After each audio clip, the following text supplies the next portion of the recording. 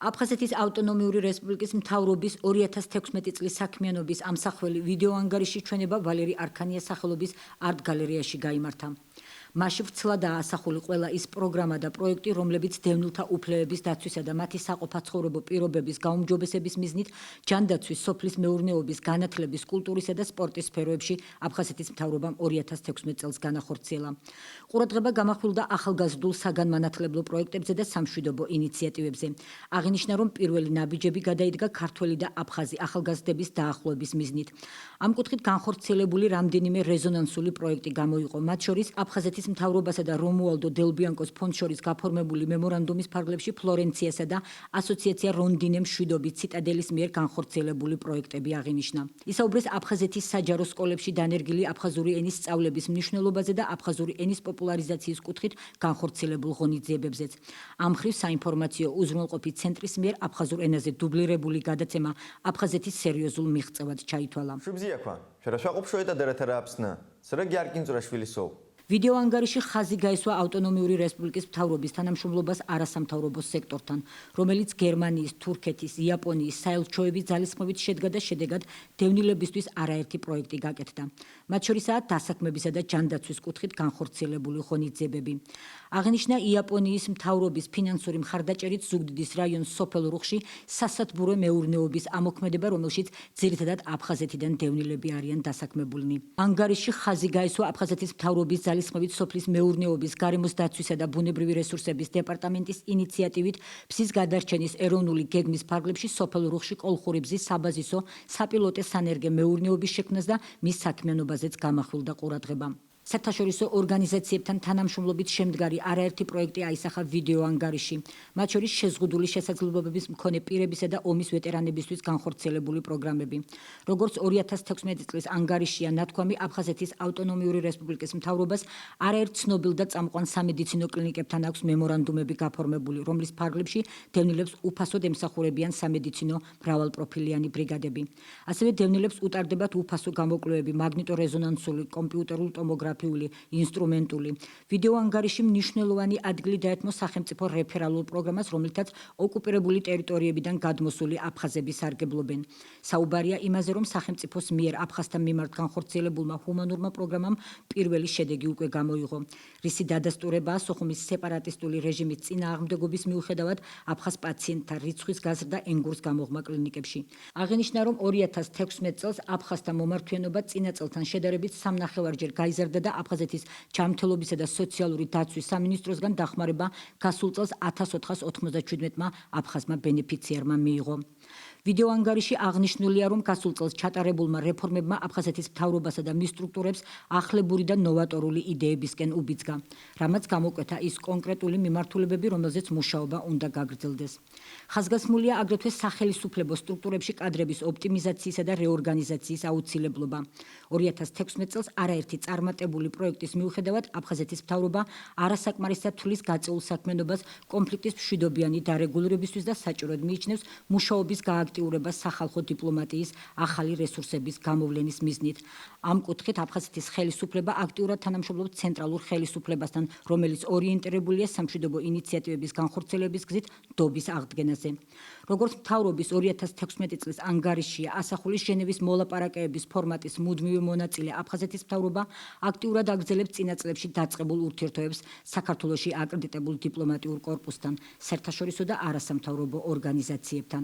ამ მხრივ ავტონომიური რესპუბლიკის მთავრობა გამოყოფ შეხვედრებს საქართველოში განვითარების პროგრამის მუდმივ წარმომადგენელთან ნილ სკოტთან, ჩეხეთის, პოლონეთის, რუმინეთის, თურქეთის, იაპონიის საელჩოებთან და ჟენევის ფორმატში ჩართული საერთაშორისო ორგანიზაციების წარმომადგენლებთან. სწორედ ქვეყნის გაერთიანების იმედმა გადააწყვეტინა დევნილ ხელისუფლებას უძველესი და უძლიერესი სალოცავის ოჩამჩირის რაიონის ილორის წმინდა გიორგის სახელობის ეკლესიის მეტოქიონის მშენებლობა, სადაც დევნილები დანარჩენ საქართველოსთან ერთად ილოცებენ ქვეყნის გამთლიანებისთვის. ავტონომიური რესპუბლიკის მთავრობის საქმიანობის ამსახველი ვიდეოანგარიში ჩვენებას ესწრებოდნენ აფხაზეთის ავტონომიური რესპუბლიკის ხელისუფლების, საქართველოს საკანონმდებლო და აღმასრულებელი ხელისუფლების, საქართველოში აკრედიტებული დიპლომატიური კორპუსისა და საერთაშორისო და ადგილობრივი არასამთავრობო ორგანიზაციების წარმომადგენლები, სასულიერო პირები და ავტონომიური რესპუბლიკის უწყებების თანამშრომლები. საერთაშორისო ორგანიზაციებისა და საქართველოს ხელისუფლების წარმომადგენლებმა დადებითად შეაფასეს ავტონომიური რესპუბლიკის მთავრობის მიერ 2016 წელს გაწეული საქმიანობა და სამომავლო გეგმებისა და ახალი ინოვაციური პროექტების განხორციელებაში მათ მხარდაჭერა აღუთქვეს. დიდ ანგარიშის მოსმენის შემდგომ ნამდვილად არ შეიძლება შტაბ-ჭდილების ქვეშ არ აღმოჩნდეთ, თუ რამდენი კეთდება სახალხო დიპლომატიის კუთხით. რამდენად ფართო არის ეს თანამშრომლობითი ინიციატივები, რომელიც განათლების, ჯანდაცვის, კულტურის და ახალგაზრდების ჩართულობის კუთხით ხორციელდება. მე ვისურვებდი, რომ ჩვენმა საზოგადოებამ უფრო მეტად შეიტყოს ყოველდღიურად ამ საქმიანობის შესახებ, რადგან მხოლოდ სახალხო დიპლომატიით არის შესაძლებელი ამ წლების მანძილზე ჩატეხილი ხიდის რეალურად ეტაპობრივად აღდგენა. მე ეხლახანს მქონდა შეხვედრა ზუგდიდში, საზღვრისპირა რაიონში მოღვაწე პედაგოგებთან.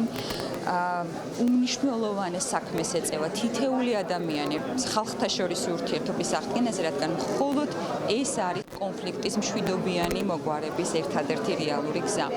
ჩვენ ასევე ვისაუბრეთ აფხაზეთის მთავრობასთან და განათლების სამინისტროსთან შესაძლო თანამშრომლობის თაობაზე და უახლოეს პერიოდში მარტის ბოლოსთვის ან აპრილის დასაწყისში ჩვენ ჩავნიშნავთ საკომიტეტო მოსმენას იმ საქმიანობის შესახებ, რომელსაც ეწევა როგორც განათლების, ასევე კულტურის მიმართულებით აფხაზეთის მთავრობა. ვაჩვენოთ აფხაზ მოსახლეობას ჩვენი დამოკიდებულება მათ მიმართ, რომ იცოდნენ, რომ აქ მათ ჰყავთ ადამიანები, ვისაც ისინი უყვარდა, ვისთანაც ისინი კარგად იგრძნობენ თავს და თვითონ ეს ადამიანები უნდა იყვნენ ჯანმრთელნი, უნდა იყვნენ მაგალითი იმისა, რომ მათში არის რწმენა, იმედი და სიყვარული და ეს ჩანს ამ არაჩვეულებრივი ანგარიშიდან, რომელიც ძალიან პოპულარული ფორმით გაკეთდა და ძალიან სასიამოვნო იყო ამის ყველაფრის მოსმენა და ნახვა. დღევანდელი დღე დასტურია იმისა, რომ ეს პროცესი მიმდინარეობს და კარგად მიმდინარეობს. ძალიან ნასიამოვნები დავრჩი ამ ფილმით. ვიდეო ანგარიში ნათლად და ვრცლად არის ასახული აფხაზეთის მთავრობის საქმიანობა და დევნილი მოსახლეობის ყოველდღიურობა. ამ ფილმმა ყველა დაგვაფიქრა, თუ რაოდენო მნიშვნელოვანია კონფლიქტის მოგვარება და ამ ადამიანების უფლებების დაცვა. ჩვენ დღეს ვნახეთ აფხაზეთის ავტონომიური რესპუბლიკის მთავრობის 2016 წლის საქმიანობის ამსახველის საინტერესო ვიდეო ანგარიში და დიდი შტაბ-ჭდილების ქვეშ ვარ. საკმაოდ შრომატევადი საქმეა გაწეული. იაპონიის მთავრობა თანამშრომლობს აფხაზეთის ავტონომიური რესპუბლიკის ხელისუფლებასთან და სხვადასხვა პროექტების მეშვეობით ვეხმარებით დევნილებს.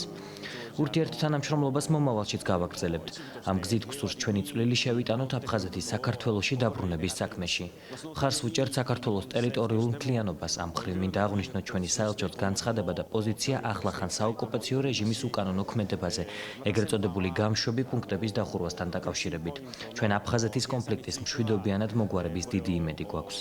ჩვენ შევეცადეთ უფრო ვიზუალურ მხარეზე გადაგვეტანა აქცენტი და ენახა ხალხს ჩვენ საზოგადოებას თუ რეალურად რა კეთდება და როგორ კეთდება. რა თქმა უნდა, ძირითადი აქცენტი იყო სოციალური პროექტების განხორციელებაზე. ეს ჯანდაცვა, თქვენ ნახეთ, რომ რეფერალურ პროგრამაზე ძალიან ბევრი იყო საუბარი. ძალიან ბევრი იყო ლაპარაკი იმაზე, თუ რა პროგრამებს თავაზობთ ჩვენ დევნილ მოსახლეობას, უფასო მომსახურებას, ახალი პროექტების ჩამონათვალი იყო. მე ამაზე არ შევჩერდები, რამე თუ ეს ჩვენს საიტებზე დევს. და რა თქმა უნდა, განათლების სისტემაზე, აფხაზურ ენაზე საკმაოდ სერიოზულად ვილაპარაკეთ და საკმაოდ ყურადღება და ადგილი დაუთმე ჩვენ შრომის მოწყობის საკითხებს, ახალი სამუშაო ადგილების პრობლემას და მიუხედავად იმისა, რომ ამ მიმართულებით ჩვენ ძალიან დიდი წარმატებები არ აქვს, მაგრამ ის რაც ჩვენ შევძელით, ეს დავანახეთ ხალხს.